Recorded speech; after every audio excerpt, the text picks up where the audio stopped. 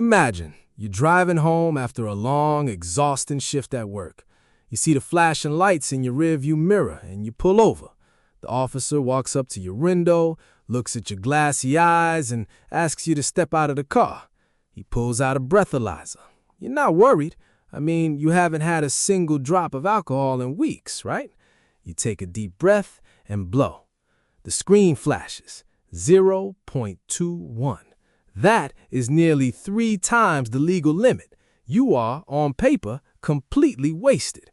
You desperately tell the officer, "I haven't been drinking, I swear. I only ate a cheese sandwich, literally just bread and cheese."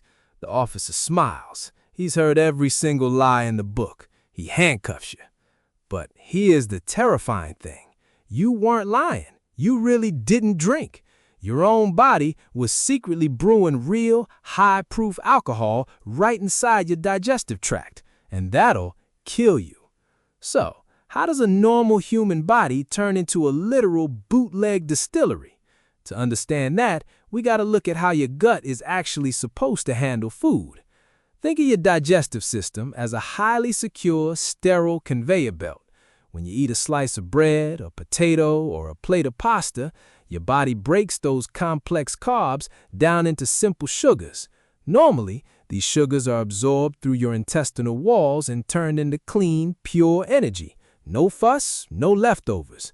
But your gut isn't empty. It's home to trillions of tiny microbes.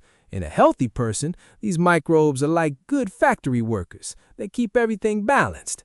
But sometimes a hostile takeover happens. Enter yeast. Specifically, a type called Saccharomyces cerevisiae. You might know it by its more common, everyday name, brewer's yeast, the exact stuff used to make beer. Usually, your stomach acid kills this yeast off before it can do any damage. But if your system is slightly compromised, say from a heavy round of antibiotics that wiped out all your good bacteria, the yeast doesn't die. It sets up camp, stakes a claim in your gut, and it waits. When this yeast takes over, you develop a rare, deeply bizarre medical condition. The scientific name? Auto-Brewery Syndrome, or ABS.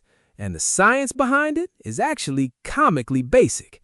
To make beer in a factory, you need 3 things. You need sugar, you need yeast, and you need a warm, dark, oxygen-free environment. Now, think about your gut. It is pitch dark, it is 98 degrees, it has absolutely 0 oxygen.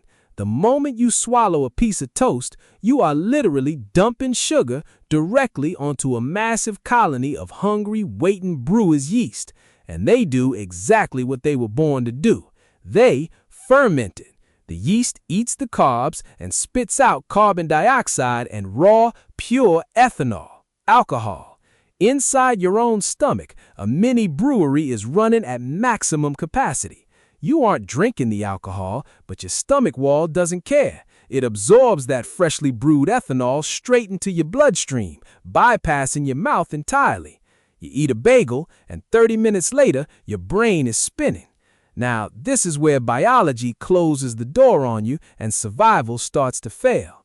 Normally, when you drink a beer, your liver is ready. It produces enzymes to break down the alcohol before it poisons you. It's a tough job, but the liver can handle it because drinking is a temporary event. You stop drinking eventually. But with Auto-Brewery Syndrome, the drinking never stops. Every single time you eat, you are feeding the beast. Your liver is forced into a 24-hour, non-stop battle against an invisible bottle of vodka that you never even ordered. And eventually, the liver hits its critical threshold. It cannot keep up. Your blood alcohol content spikes to toxic levels. Your brain fog becomes a permanent waking nightmare. You experience massive mood swings, slurred speech, and severe loss of motor control, all while trying to live your normal everyday life. And the worst part, the yeast produces high amounts of toxic acetaldehyde as a byproduct.